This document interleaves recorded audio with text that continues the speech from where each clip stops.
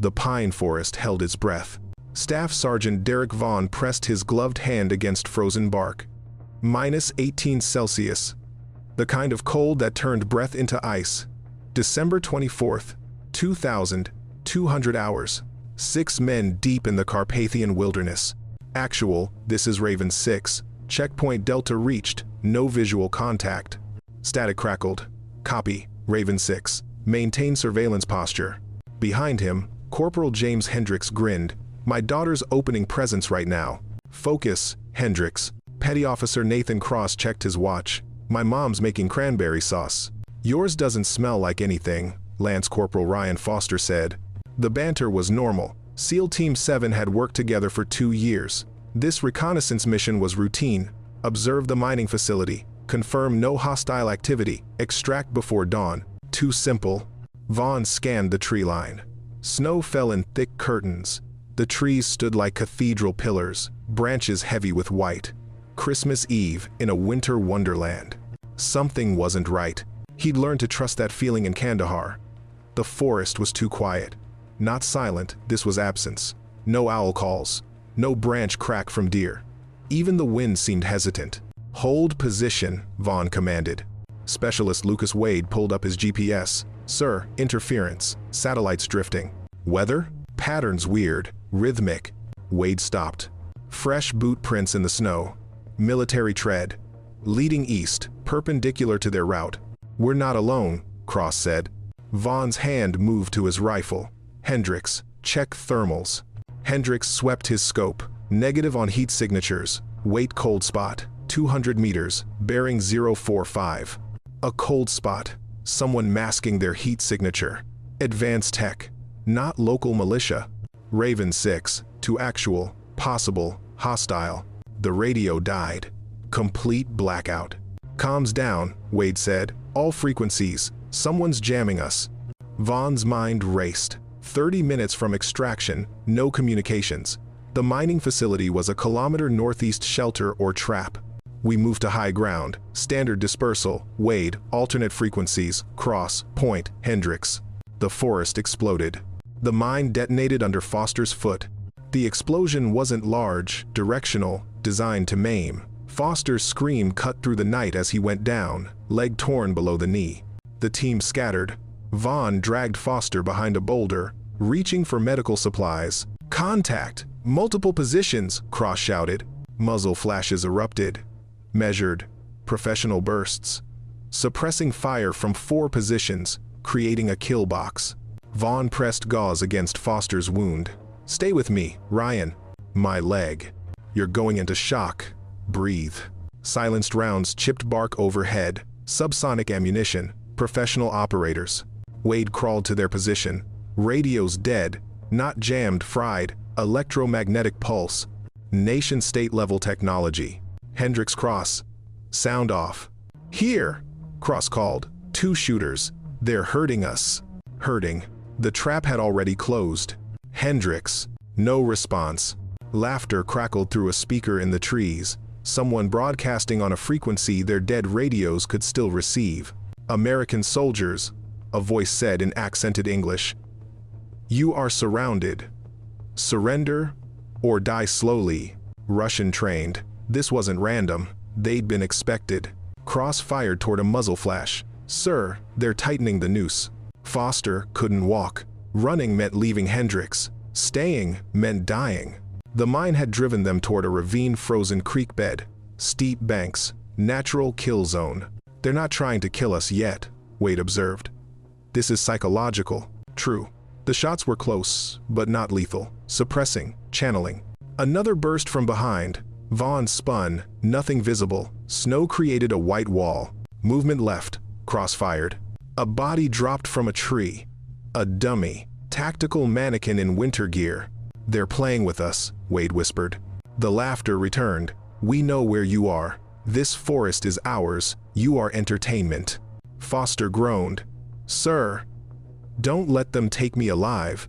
Nobody's taking anyone. But Vaughn's voice lacked conviction. The snow fell harder. The cold bit deeper. Hendricks was dead or captured. Vaughn keyed his dead radio by habit, then cursed. They were alone, isolated. and the enemy was patient. "This is how it ends," Wade said. "On Christmas." The word came from Cross, sharp and urgent. "Trouble." Their code. Not a call for help, acknowledgement. The situation had deteriorated beyond recovery. Trouble meant, "We're going to die here." Vaughn had heard it once in Mosul. Air support had arrived seconds later. This time, nobody was coming. "They're moving in," Cross said. "Coordinated advance, professional spacing. 1 wounded, 1 missing, 4 effective against 8 hostiles with superior position." The ravine behind was a 20-foot drop onto ice, fatal for Foster. The emergency radio, theoretically unjammable, stayed silent, either cracked or abandoned. Another mine exploded, 50 meters north. "A warning, they're herding us toward the ravine," Wade said. "I know. So what do we do?" No answer. Foster's breathing had become shallow. Without evacuation within the hour, he'd die regardless. Contact rear.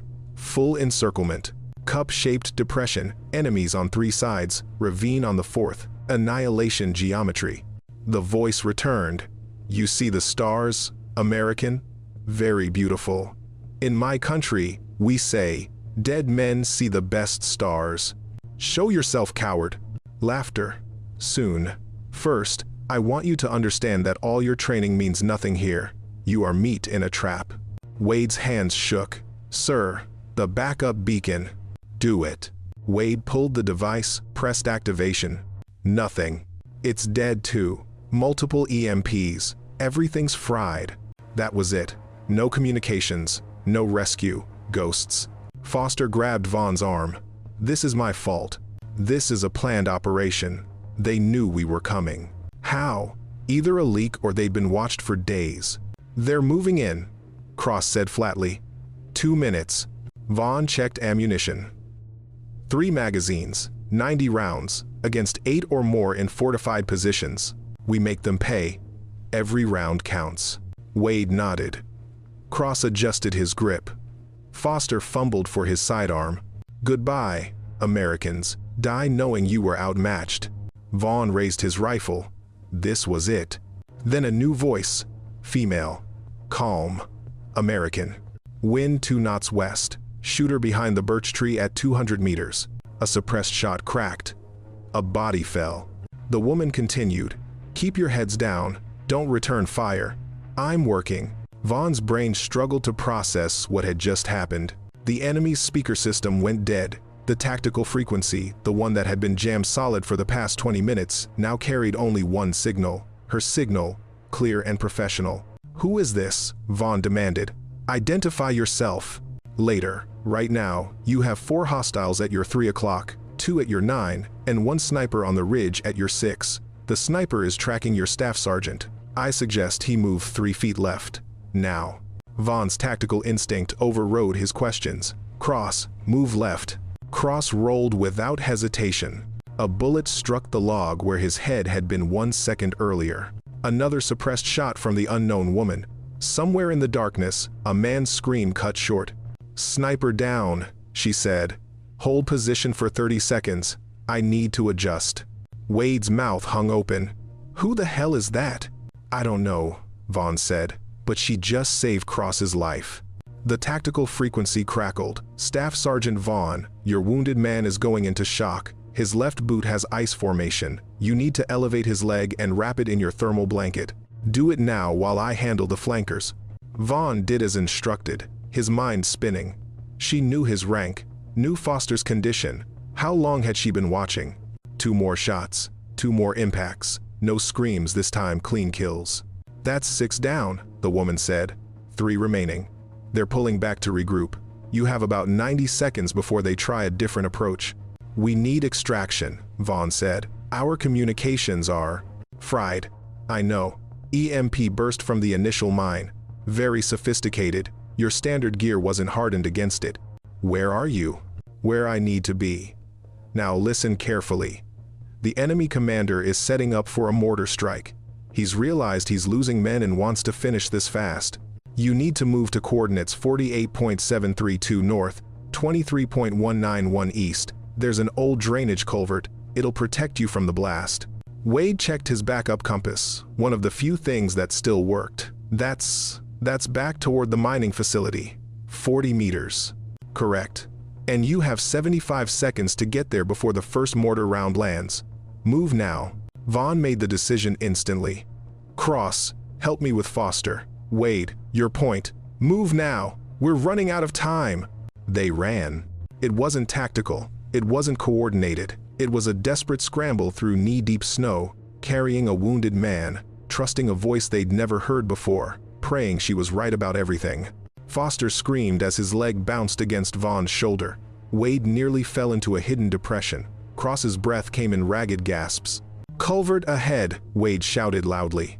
It was exactly where she'd said it would be, a concrete pipe, half buried, barely visible under the accumulated snow. They dove inside, just as the whistling began overhead. The mortars landed in a precise pattern, saturating the position they'd occupied 15 seconds earlier. The concussions shook the earth. Snow and rock debris rained down. When the barrage ended, Vaughn's ears were ringing, but they were alive. "Everyone okay?" he called. Shaken affirmatives came back.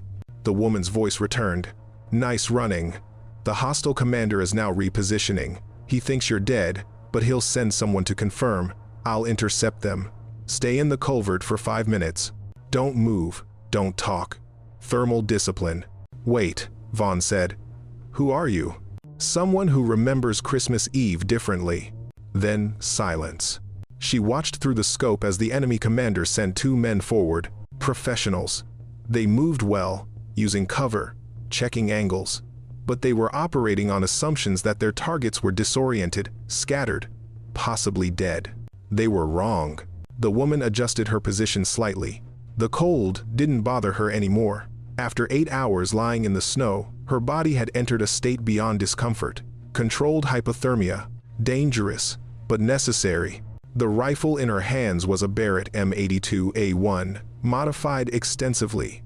Suppressor, custom trigger, bore sighted to perfection. She'd carried it 17 miles through these mountains, along with 60 pounds of equipment and ammunition. For them. Through the scope, she tracked the first soldier, male, approximately 6'1", Slavic features, carrying a Dragunov SVD. Good weapon, not good enough. Wind, 2 knots, west to east. Temperature, -19. Snow density, medium heavy. Distance, 420 meters.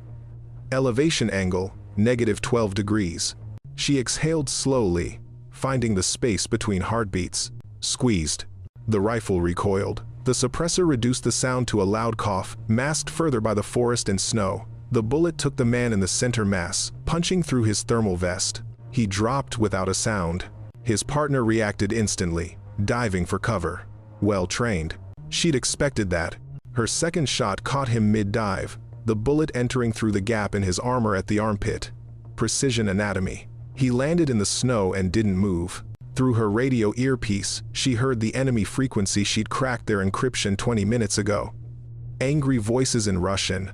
2 more down, that's 8 total. "Impossible! There's no one there!" "Pull back. Pull everyone back. This position is compromised." She smiled without humor. They were learning. She shifted her scope to scan for the commander.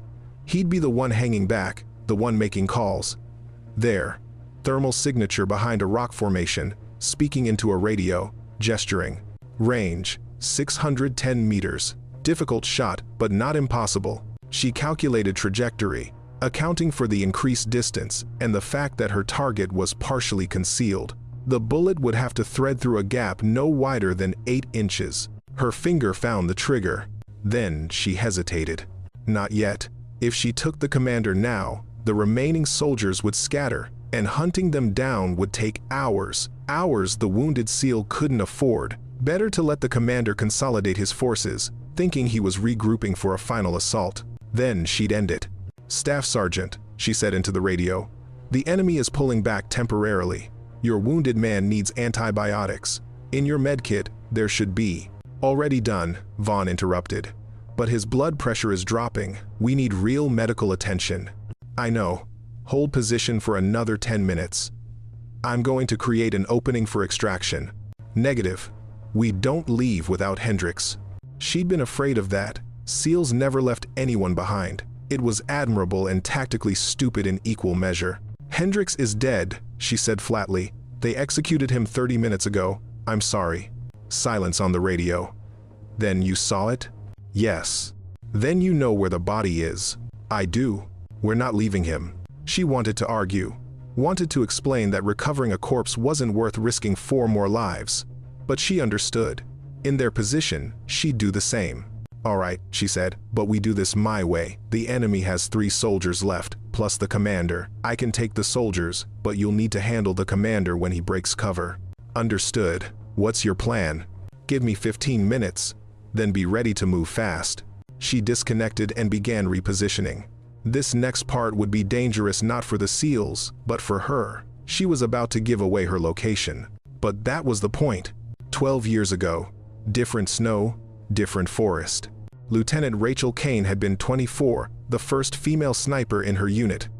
The mission: observe insurgent movement through the mountain pass. The insurgents spotted them. Her team leader made the call: split up, draw fire, regroup at extraction. She'd reached the extraction point first, and waited. The helicopter came at the scheduled time. Empty. Just for her. "Where's the rest of your team?" "I don't know." Later, in debriefing that felt like interrogation, she learned the truth. The female sniper was slowing them down. A liability. They'd reached secondary extraction. Filed reports saying she'd gotten separated. She'd walked out 3 days later, frostbitten and furious. Officially praised for survival skills. Unofficially reassigned to desk work. Too controversial. She'd resigned 6 months later. But never stopped training. Never stopped preparing. She'd kept tabs on SEAL operations here because she'd known eventually someone would need help. Someone would be abandoned. Someone would need a Christmas miracle. Never again, she'd sworn in that snow. She intended to keep that promise. The enemy commander was named Viktor Sokolov. She'd identified him through intercepted communications and cross-referenced him with known mercenary operators. Former Spetsnaz, dishonorably discharged for excessive brutality, now working for the highest bidder. He was also, she'd realized, an excellent sniper, which meant this would be personal. She positioned herself on a ridge overlooking the frozen creek bed where Hendrix's body lay. The enemy had left it there as bait, knowing the SEALs would come back. Sokolov would be watching, waiting for movement. She keyed her radio. "Staff Sergeant, I'm going to draw their fire. When you see my tracer round, that's your signal. Move fast, retrieve your man, and get to the extraction coordinates I'm sending now." "You'll be exposed," Vaughn said. "That's the idea." She fired a tracer round into the air, a bright streak that marked her position as clearly as a spotlight. The response was immediate. 3 soldiers opened fire from separate positions, and from somewhere in the darkness, a bullet whispered past her head, missing by inches. Sokolov. She rolled left, came up behind a different rock, fired twice, dropping the nearest soldier. Moved again before return fire could find her. This was the dance. Motion, fire, motion. Never stay still, never let them predict. Another bullet struck the rock near her hand, sending stone chips into her face. Sokolov was good, very good. He was tracking her movement pattern, predicting her next position. She broke the pattern. Instead of moving laterally, she moved forward, closing the distance. Aggressive, unexpected. Through her scope, she saw the second soldier surprise as she emerged from an angle he hadn't anticipated. One shot. Center mass. He went down. But Sokolov had anticipated her anticipation. His bullet tore through her left shoulder, spinning her around. The pain was instant and total, white-hot and paralyzing. She forced herself to roll into cover, her left arm useless, blood soaked into her thermal suit. "Contact!" she gasped into the radio. "I'm hit!" "Where are you?" Vaughn's voice was urgent. "Doesn't matter. Get Hendrix. Go. Now." She heard movement below the SEALs executing the retrieval. Good. That was what mattered. Through her scope, she finally spotted Sokolov. He was 200 meters away, positioned behind a fallen tree, his rifle tracking toward the SEALs' position. He was going to shoot them while they were vulnerable, carrying their dead friend. No. She forced her right arm to steady the rifle. The pain in her shoulder was excruciating, disrupting her breathing, her heart rate, Her vision, every principle of marksmanship said this shot was impossible. She took it anyway. The bullet flew through falling snow, through freezing air, across 200 meters of mountain terrain. It struck Sokolov's rifle scope, shattering it, and continued through into his eye. He fell backward, dead before he understood what happened. The last hostile soldier, young, terrified, threw down his weapon and ran. She let him go. Her radio crackled. "We've got Hendricks. Moving to extraction coordinates." "Good," she managed. "There's a vehicle hidden 3 clicks northeast. Keys under the driver's seat. Get yourselves out." "What about you?" "I'll manage." "Like hell. Give me your coordinates." She looked down at her shoulder. The bleeding was bad. Not immediately fatal, but without treatment, she'd be unconscious in an hour, dead by morning. "Negative, Staff Sergeant. This isn't your responsibility." "The hell it isn't. You saved our lives, now let us save yours." She wanted to refuse. Wanted to disappear back into the forest. Remain a mystery. A ghost story.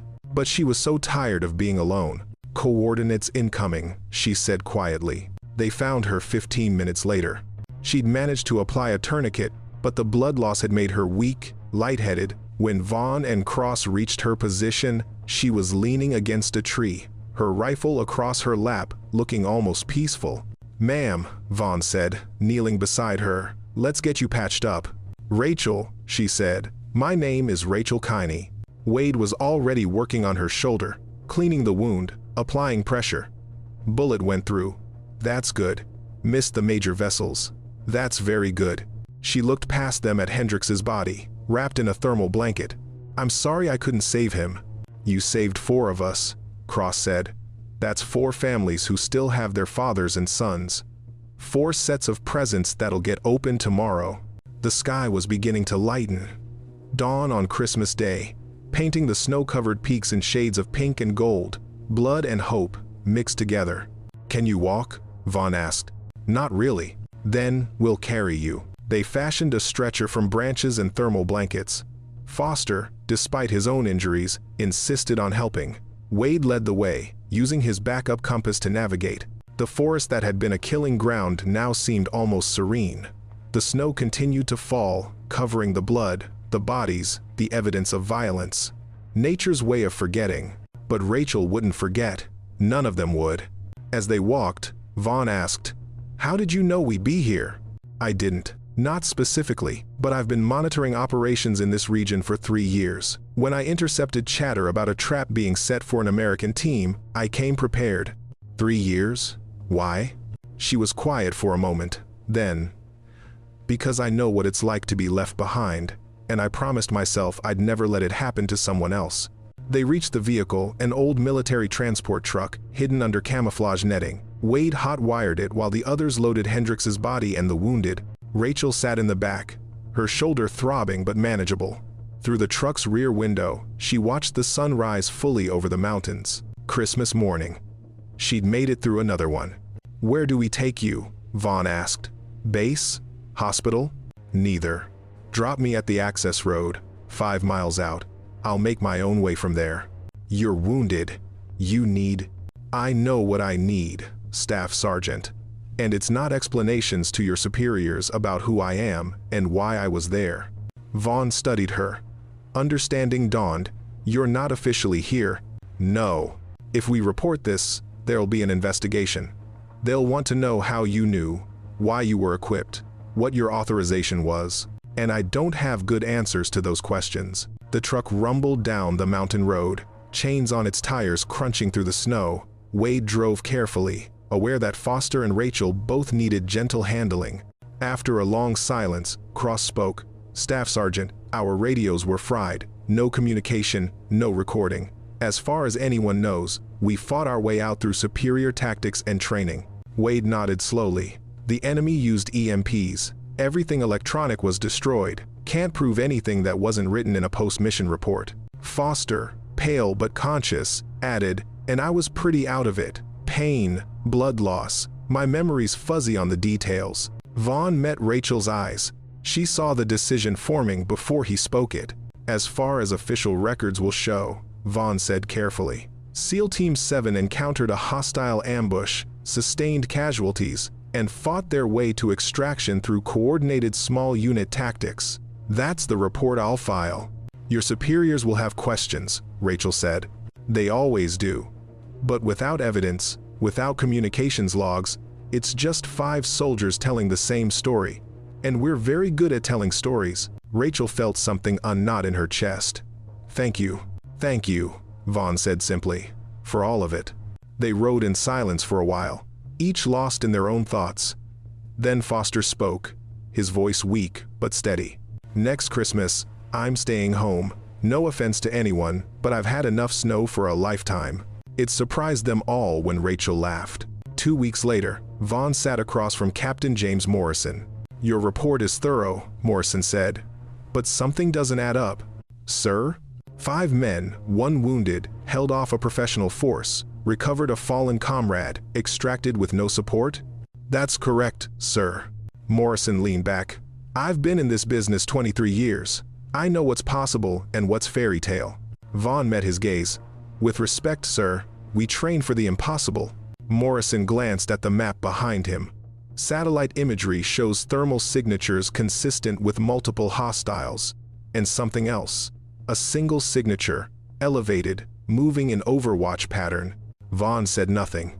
This signature appeared 6 hours before the ambush, disappeared 4 hours after extraction. Interesting, sir. Morrison pulled out an older file, classified markings. 12 years ago, a female army sniper was allegedly abandoned during a mission.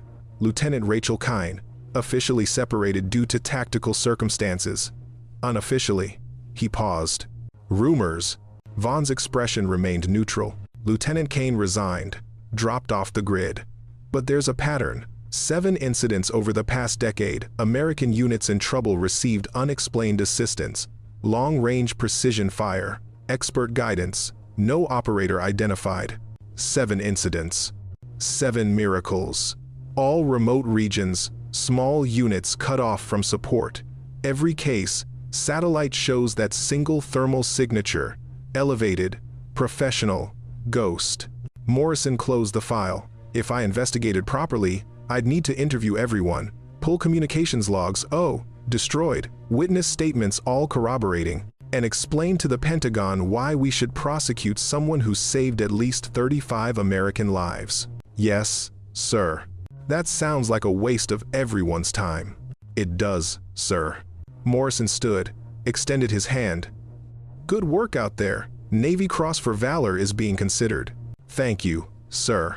As Vaughn turned to leave, Morrison added, Staff Sergeant, if you ever have contact with this ghost, tell her there are people who remember Lieutenant Kane, people who know what happened wasn't right. If she ever wants to come in from the cold, there's a place for her. Vaughn nodded.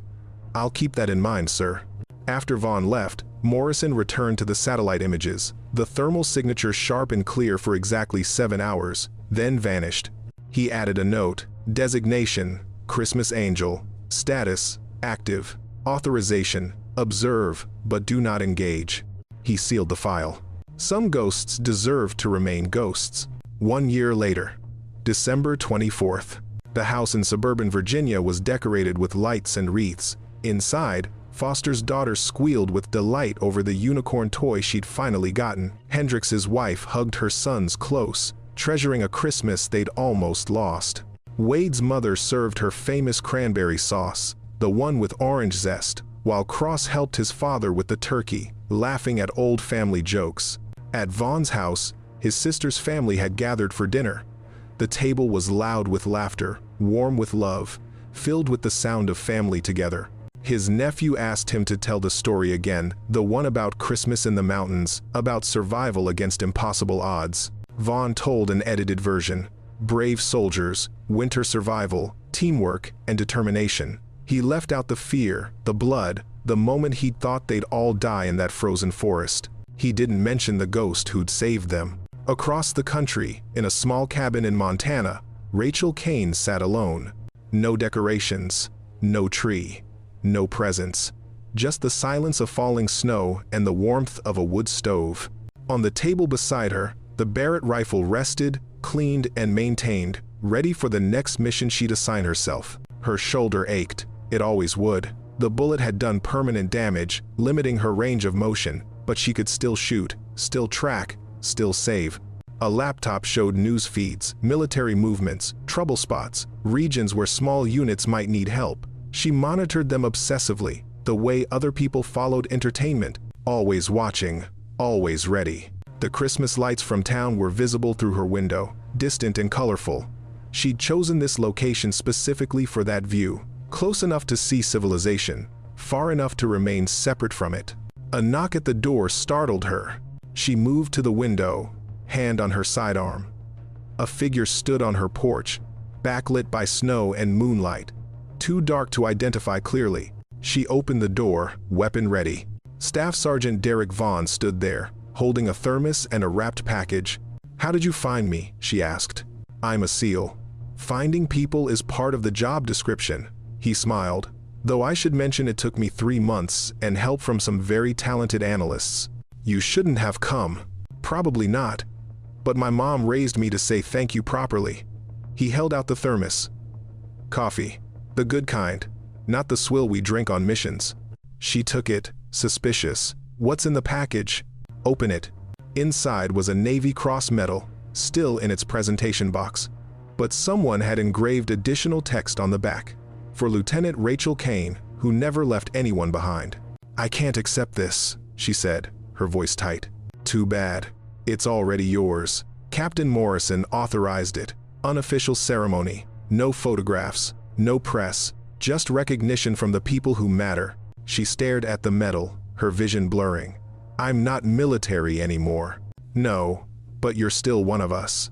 That never stops." Vaughn glanced at the rifle on her table. "Morrison also wanted me to tell you something. There's a position available. Independent contractor, black budget, operating autonomously. Basically what you're doing now, but with resources, backup, and legal authorization. I work alone. I know. And if you say no, that's fine. But the offer stands, permanently." He turned to leave, then paused. "One more thing. The guys, Foster, Cross, Wade, they wanted me to tell you that you're invited to dinner anytime.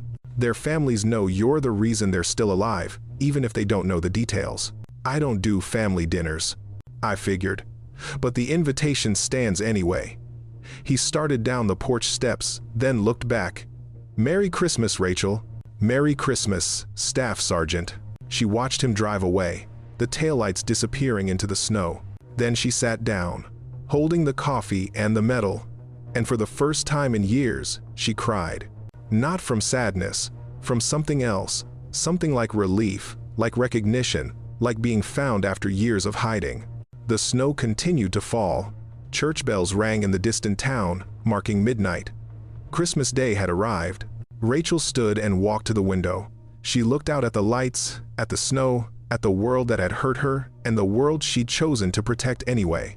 She placed the medal on the table beside her rifle. Two parts of her, finally together. "Debt paid," she whispered. But maybe, she thought, maybe that wasn't all there was. Maybe after paying debts came something else. Maybe came belonging. Outside, the stars were bright and clear. The kind of stars you only see on the coldest, clearest nights. The kind of stars that make you believe in second chances. She raised her coffee in a silent toast to those stars, to the men she'd saved, to the person she'd been and the person she might yet become. Somewhere in Virginia, Vaughn received a single encrypted text on his phone. "Thank you, considering the offer." He smiled and deleted it immediately. Some ghosts were ready to stop haunting, and some Christmas miracles deserve to continue.